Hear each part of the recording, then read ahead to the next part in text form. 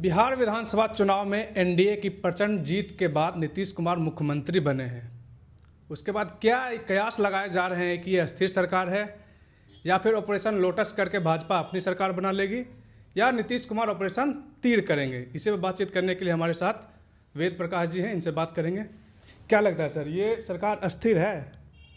देखिए, नीतीश कुमार इससे पहले 40-42 सीट के वाली पार्टी के नेता थे, तब वे ज़्यादा मजबूत थे। आज इनके 85 विधायक हैं, लेकिन ये कमज़ोर हैं। और कमजोरी तो दिख गई कि गृह विभाग जो मंत्री रखते थे नीतीश कुमार, वो चल गया सम्राट चौधरी के जिम्मे, बीजेपी के खाते में चल गया। और पूरा पुलिस महकमा वो उसमें आता है। ये सारी बातें आप जानते हैं। मुद्दे पर हम आते हैं, सीधी बात कि क्या ये सरकार स्थिर है या अस्थिर है। देखिए, नीतीश कुमार को उनकी मर्जी से काम करने दिया गया, तब ये अस्थिर सरकार है। लेकिन अगर बीजेपी की तरफ से कोई दबाव दिया गया, जैसा कि नीतीश कुमार सेकुलर नेता की उनकी छवि है, बीजेपी के साथ रहते हुए मुस्लिम वोट ले लेते हैं। फुलवारी शरीफ भी आप उदाहरण है, बेलागंज है, कई ऐसे विधानसभा क्षेत्र हैं जहां जदयू को मुस्लिमों ने भर भर के वोट किए हैं। और सबसे बड़ा उदाहरण फुलवारी शरीफ है, जो श्याम रजक की अपनी भी छवि है, जिसकी वजह से मिले। खैर, नीतीश कुमार की जो छवि है उसके विपरीत अगर बीजेपी ने दबाव बनाया तो नीतीश कुमार पलट सकते हैं, ये बीजेपी को भी पता है। तो इसके लिए बीजेपी का क्या प्लान है और नीतीश कुमार जो कमज़ोर हुए हैं, इसके लिए नीतीश कुमार का क्या प्लान है। देखिए, हम जो बोलेंगे वो गलत नहीं बोलेंगे, क्योंकि पहले भी ऑपरेशन हो चुके हैं। सफलता मिली अथवा नहीं मिली, ये अलग बात है। देखिए, 2015 का विधानसभा चुनाव नीतीश कुमार लड़े थे आरजेडी के साथ, लेकिन उनके मन मुताबिक सब कुछ नहीं हो रहा था, इसलिए राष्ट्रीय जनता दल से अलग हो गए और बीजेपी के साथ नीतीश कुमार चले गए। तब अशोक चौधरी जो अभी मंत्री बने हैं जदयू से, उस समय वो कांग्रेस में थे और कांग्रेस के प्रदेश अध्यक्ष भी थे और शिक्षा मंत्री भी थे महागठबंधन की सरकार में। लेकिन जैसे ही नीतीश जी बीजेपी से मिल गए, अशोक चौधरी पदमुक्त हो गए, शिक्षा मंत्री के पद से हट गए। तब जदयू की तरफ से ऑपरेशन तीर चलाया गया कांग्रेस पे। हाँ, कांग्रेस पे ऑपरेशन तीर चला, जिसमें अशोक चौधरी जी को सफलता नहीं मिली। अशोक चौधरी, दिलीप चौधरी और कुछ एक नेता ही, एमएलसी ही सिर्फ जदयू के साथ आए, विधायक नहीं आए। कहा जा रहा था कि 10-12 विधायक तैयार हुए। उस समय 27 विधायक कांग्रेस के थे। सारे तैयार नहीं हो, लेकिन 66% अगर विधायक तैयार हो जाते, 66.66, तब 2/3 जिसको कहते हैं, तब ऑपरेशन तीर सफल हो जाता। उसी समय कांग्रेस टूट जाती और नीतीश कुमार की पार्टी में आ जाती। हाँ, तो वो असफलता मिली उस समय। तो भाई, जब नीतीश कुमार 2017-18 में ऑपरेशन तीर चलवा सकते हैं, कांग्रेस के विधायकों को अपने पाले में लाने की कोशिश कर सकते हैं, जिसमें एमएलसी आए लेकिन विधायक नहीं आया। खैर, कई तैयार थे, कई तैयार नहीं हुए, इस वजह से सफलता नहीं मिली। अशोक चौधरी इस काम को अंजाम दे रहे थे। अब जब नीतीश कुमार को इस बात का डर है कि हो सके बीजेपी हमको हटा दे, तो ऑपरेशन तीर चल सकता है। और कहाँ चलेगा, इसको समझने के लिए एक छोटा सा उदाहरण, एकदम फैक्ट हम बताते हैं। बीजेपी के पास 89 एमएलए हैं, एलजेपी के पास 19 एमएलए हैं। हम पार्टी, जो कि जीतन राम मांझी जी की पार्टी है, उनके पास 5 विधायक हैं और कुशवाहा की पार्टी आरएलएम के पास 4 विधायक हैं। अगर भाजपा, लोजपा, हम और आरएलएम, इन चारों दलों के विधायकों की कुल संख्या देखें तो आती है 117। सरकार बनाने के लिए कितना चाहिए? 122। कांग्रेस के पास कितना है? 6। 117 में अगर 6 जोड़ दें तो कितना हो जाएगा?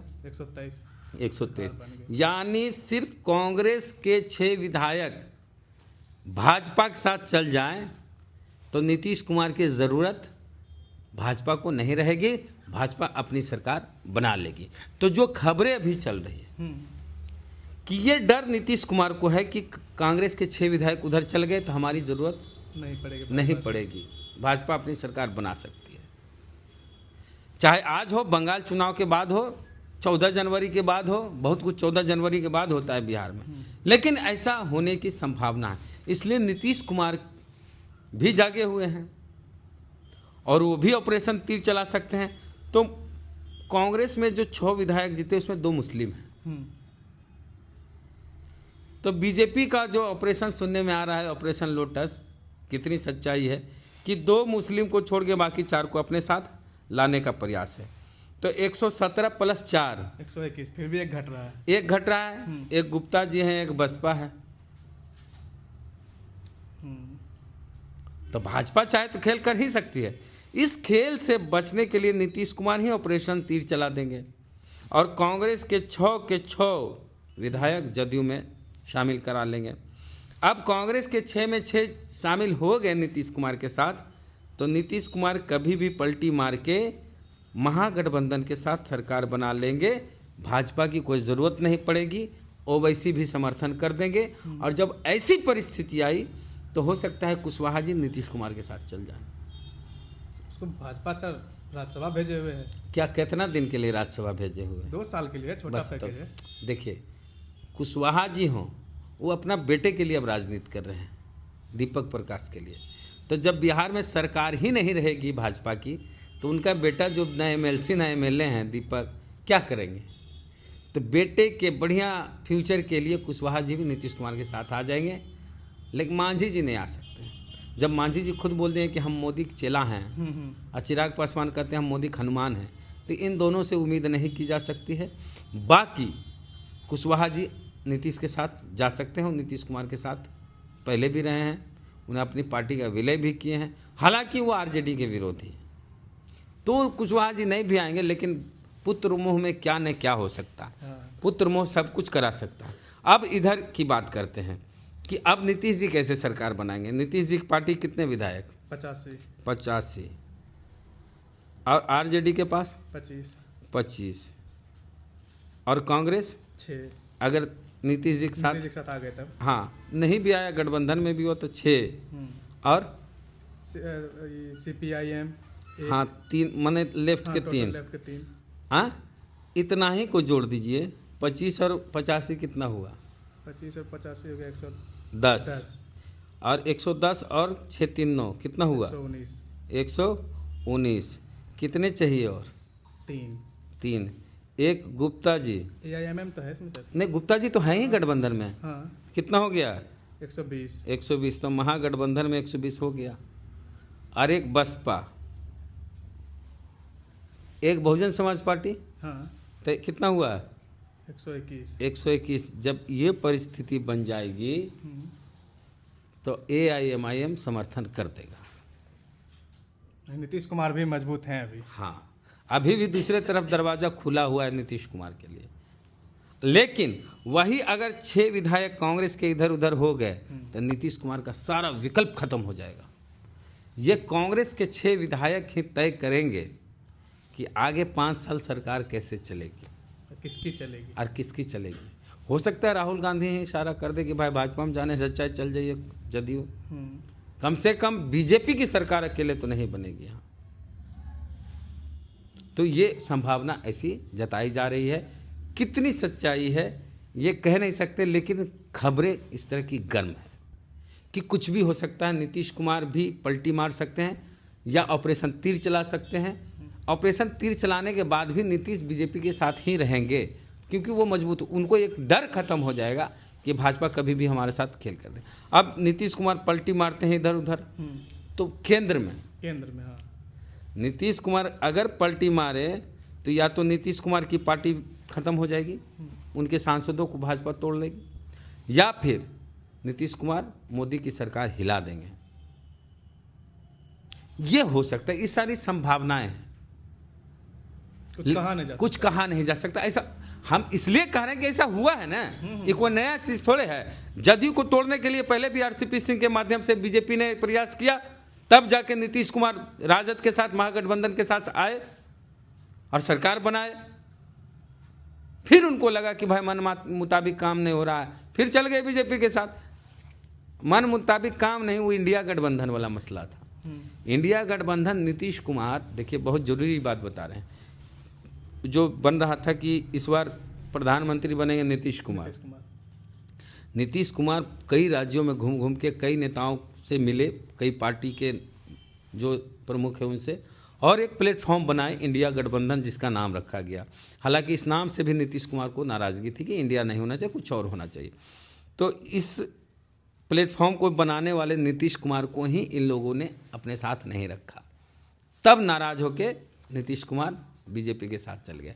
और एक कांग्रेस के बड़े नेता हैं बिहार के, उनसे इस संबंध में हमारी बात हुई थी, तो उन्होंने कहा था कि नीतीश कुमार बीजेपी के साथ चल गए, उनको चेहरा नहीं बनाया गया, कोऑर्डिनेशन कमेटी का अध्यक्ष नहीं बनाया गया। इसके पीछे दो नेता हैं, दो पार्टियां हैं, एक है राष्ट्रीय जनता दल और एक है ममता बनर्जी की पार्टी टीएमसी। इन दोनों ने नीतीश कुमार को चेहरा बनने नहीं दिया। आप सोच लीजिए, अगर नीतीश कुमार चेहरा हो जाते तो प्रधानमंत्री आज नीतीश कुमार होते और बिहार के मुख्यमंत्री तेजस्वी यादव होते। तो इन लोग को लगता है कि जो है सो हम ही हैं, कोई दूसरा आगे नहीं बढ़े। तो दूसरे का टांग खींचने के चक्कर में आप कहाँ फेंका जाइएगा, फेंका ही गए। आज अगर नीतीश कुमार इंडिया अलायंस में होते तो प्रधानमंत्री होते। जिस तरह यूपी में सफाया हुआ है, बिहार में बीजेपी का सफाया हो जाता, और बिहार में बीजेपी का सफाया होता तो बिहार में जैसे नीतीश कुमार का चेहरा होता प्रधानमंत्री के लिए 40 में 40 आ जाता बिहार में। कहाँ बीजेपी की सरकार बनती? ऐसी आंधी आती नीतीश कुमार की, चिराग पासवान हो, कोई है, सब हार जाते। लेकिन जो सच्चाई है वो यही है कि वो बहुत बड़ी भूल थी आरजेडी की, लालू यादव की, टीएमसी की और ममता बनर्जी की। अगर वो कांग्रेस के नेता बोले आज मैं नहीं कह सकता हूँ, आज मैं नहीं बोल सकता हूँ क्योंकि मैं कांग्रेस का नेता हूँ और पार्टी में हूँ, लेकिन मेरी उम्र जब 60-70 साल होगी, 70 साल, तब मैं किताब लिखूंगा, तब उसमें ये बात कहूँगा कि नीतीश कुमार को इंडिया अलायंस से अलग करने वाले लालू यादव हैं और ममता बनर्जी हैं। तो बाद में लिखिएगा उसका क्या नतीजा होगा उस समय, आज बताइए, लोग जानना चाहते हैं। हाँ, तो हम लोग इसी मुद्दे पे थे कि सरकार विश्वास किस पे करें नीतीश कुमार। एक तरफ कुआं एक तरफ खाई है। तो नीतीश कुमार बैलेंस करके, लेकिन नीतीश कुमार चाहेंगे कि हम सुरक्षित। और दूसरी बात, बसपा की जहां तक हम बात करें, कौन बड़ी बात है, जमा खान चुनाव जीते थे बीएसपी से, चल गए जदयू में, ऑपरेशन तीर हुआ तभी नहीं गए। सुमित कुमार निर्दलीय चुनाव जीते, नीतीश कुमार के साथ गए। एमआईएम के 5 विधायक थे, 4 विधायक राजद अपने पाले में ले लिया। ऑपरेशन लोटस हुआ तो मुकेश सहनी के विधायक चल गए भाजपा में, 3 विधायक, 4 विधायक, एक का निधन हो गया था, 3-4, हाँ, जो भी 4 विधायक, 4 का 40 बोलते हैं मुकेश सहनी, 4 विधायक। तो आने वाले समय में कुछ भी हो सकता है। भाजपा अगर दबाव की राजनीति की तो नीतीश कुमार बर्दाश्त नहीं करेंगे, और परिस्थिति अगर कांग्रेस के सभी विधायक चल भी गए भाजपा में तो नीतीश कुमार फिर से चुनाव कराने में भी संकोच नहीं करेंगे। ये भी मान लीजिए, केंद्र से भी अपना समर्थन वापस ले लेंगे और बिहार में भी फिर से चुनाव कराने की स्थिति में ला देंगे, अगर नीतीश कुमार को स्वतंत्र होकर काम नहीं करने दिया गया तो। चलिए, तो इस पूरी बातचीत पर आपकी क्या प्रतिक्रिया है, कमेंट बॉक्स में जरूर दीजिएगा। बहुत बहुत धन्यवाद।